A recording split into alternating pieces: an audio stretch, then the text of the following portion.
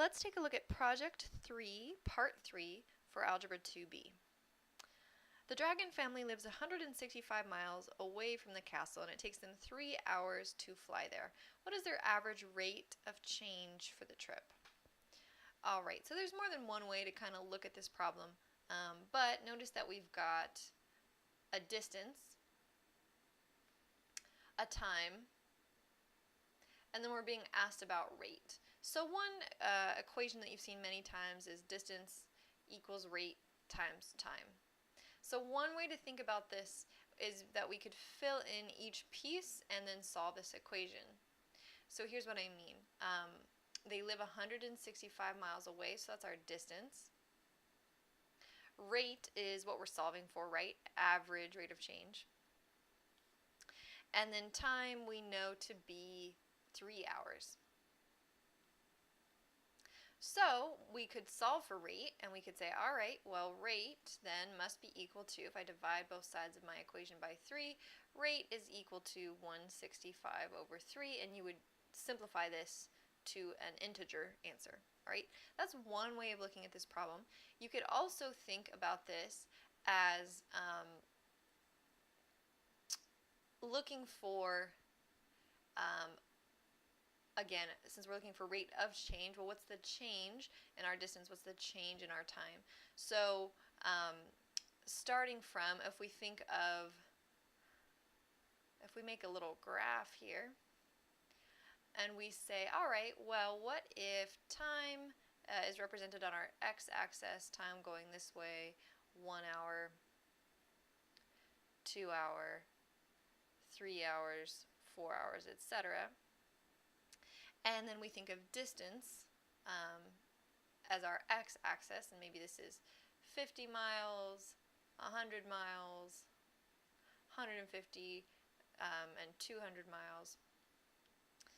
We're saying, all right, if we're looking for, again, average implying that we're going to have a slope that remains the same, a constant slope, or a linear, we're looking at a linear function.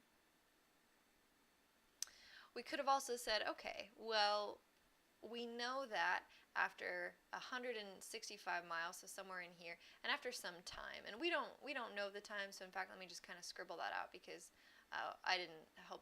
Oh, I'm sorry, we do know the time is 3 hours. So at 3 hours, my mistake, at 3 hours and 165 miles later, so somewhere around here. All right, so this is where we're ending, right? We're ending at this point here, where we've gone 3 hours and we have traveled about 165 miles, okay? We started at 0 miles and 0 hours. So we're saying, what was our average rate of change as we traveled this distance? Or you could think of it as, you know, what was our miles per hour?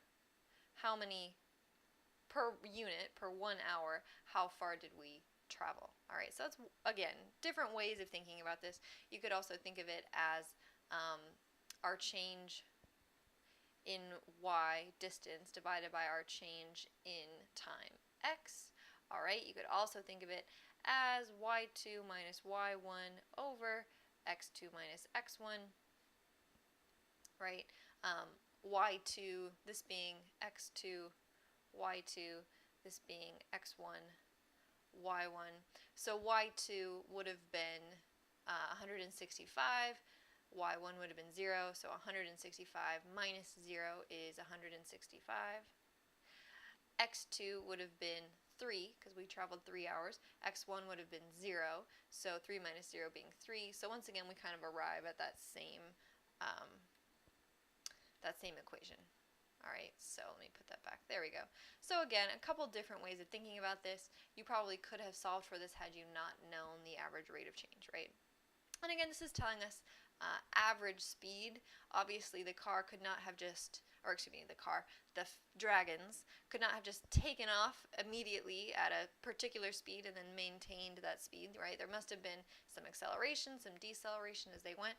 We're talking about the average rate of change. So next, we say a flock of griffins are flying together along the same route as the dragons. The griffins have the head and wings of an eagle with the body of a lion. They tend to fly more slowly. So the dragons catch up to the griffins after 1.5 hours of traveling, and the dragon's speed at that moment is slowed to 35 miles per hour. What does this speed represent? Okay, so once again, remember that when we looked at this graph and I had time in hours going this way, and I had distance going this way, I plotted our average, saying that, if this was 3 hours and this was, I think it was 167 miles, saying, all right, well, this is where we end up, and we plotted the average rate of change, right? They're saying that at some point in here, at 1.5 miles, so maybe that is, if this is 1 mile, so maybe 1.5 hours. After 1.5 hours of traveling, the dragons catch up to the griffins, and the dragon's speed at that moment is slowed to 35 miles per hour. So we're saying at this particular, and we don't know the distance, but we're saying at this particular time, at 1.5 hours, we know that their speed was equal to 35 miles per hour at that particular moment. Okay, the speed at that particular moment was 35 miles per hour. Now that doesn't change the fact that the average rate of change, the number you got in the last slide, that doesn't change that at all. What it says is, if we were talking about, if I graph, this is where they started, this is where they ended, I'm graphing it as a pretty line, when in reality, like I said, they must have started at 0 miles per hour, sped up as they took off, sped up more and more, and then they probably kind of hovered around a certain velocity or a certain mile per hour, right? Certain rate. And they're saying that, over time, at that particular moment, their speed slowed down. So the question is, what do we mean? What does this represent? What does this contextual example represent practically? So when we talk about this, does them slowing down to 35 miles per hour at that particular moment, 1.5 hours in, does that represent, first of all, an instantaneous rate of change or an average rate of change? Does it represent an instantaneous rate of change or an average rate of change? So that's the first thing that you'll have to figure out. And then, are we talking about it over the interval from 0 to 1.5, or are we just talking about it at that particular moment? So again, are we talking about instantaneous, which means, occurring at a particular moment, or are we talking about average rate of change, so over the whole spectrum of the trip, right? So which one of these are we talking about? And then next, are we talking about the particular moment, that instant at 1.5 hours exactly, or are we talking about the range from 0 to 1.5 hours? All right, so once you figure out the answer to each of these questions, I think you'll be able to identify your answer. I think I've explained it in quite a bit of detail, but try not to overthink your answer. I think you will intuitively know the correct answer on this one. Alright, and then finally, after slowing down, the dragons could fall behind on their journey. So what do the dragons need to do in order to ensure that their average rate of change stays the same for the trip? Discuss how the dragon's instantaneous rate of change at different times can affect the average rate of change. Okay, so I'm going to draw a slightly different graph here. Alright, so I'm just going to represent, I'm going to keep it very simple, and I'm just going to plot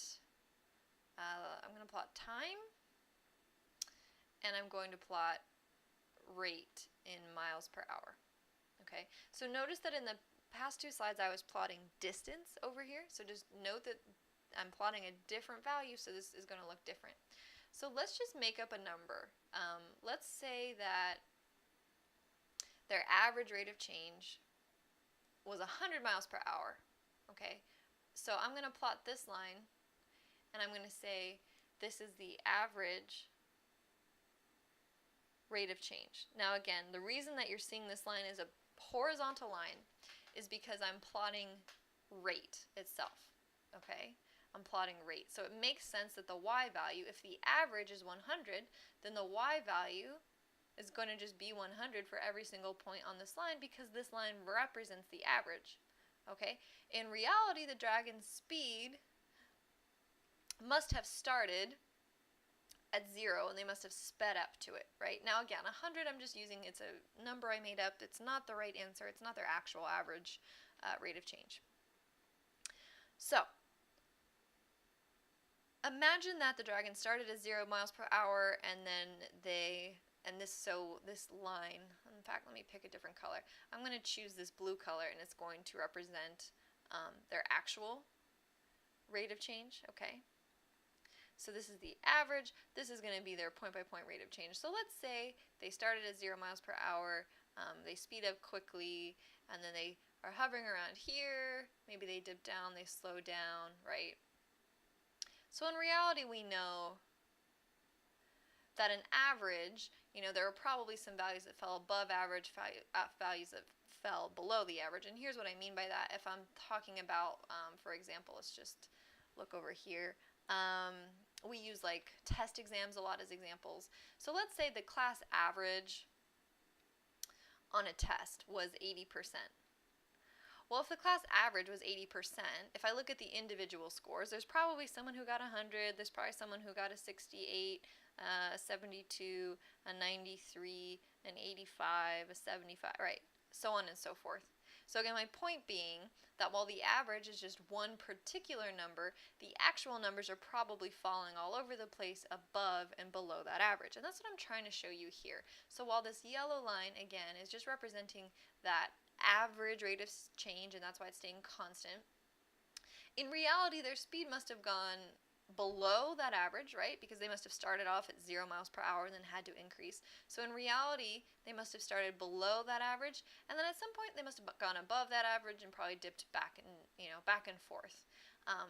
They talked about meeting up with the griffins, right? At some point, and they said at that particular time they had to slow down. So let's imagine this is them slowing down to meet the griffins. And now they're saying, what do they have to do in order to ensure that their average rate of change stays the same? So in other words, I've hit this value below my average. I want to keep my average intact. What needs to happen?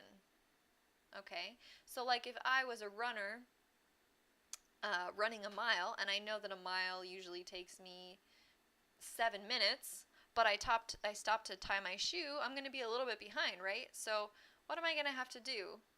If I want to keep my average mile, I'm probably going to have to run a little faster to make up for it, right? So to repeat that example, let's say I'm a runner running a mile, and I'm trying to stay on my 7-mile average, but I stopped to tie my shoe. I have to make up for that time that I was going slower than normal by going faster than normal so that it averages out, right?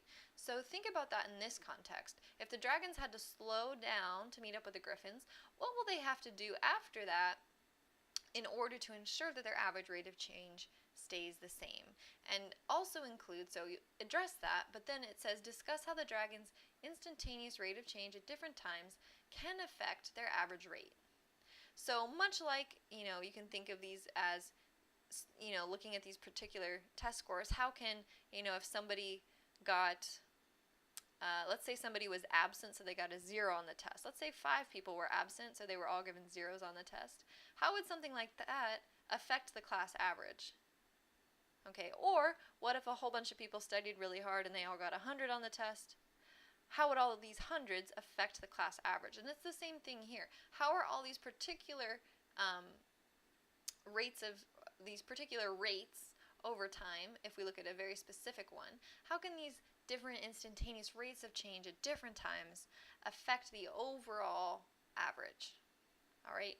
As usual, write and complete sentences, use mathematical language such as instantaneous rate of change and average rate of change. Use an example. I used the test score one, I used the running and stopping and tying my shoe one. You can also just talk about it as far as this specific example goes, but usually providing some context to your explanation helps us, the reader, understand what you mean a little bit better. And that's it for this section of the project.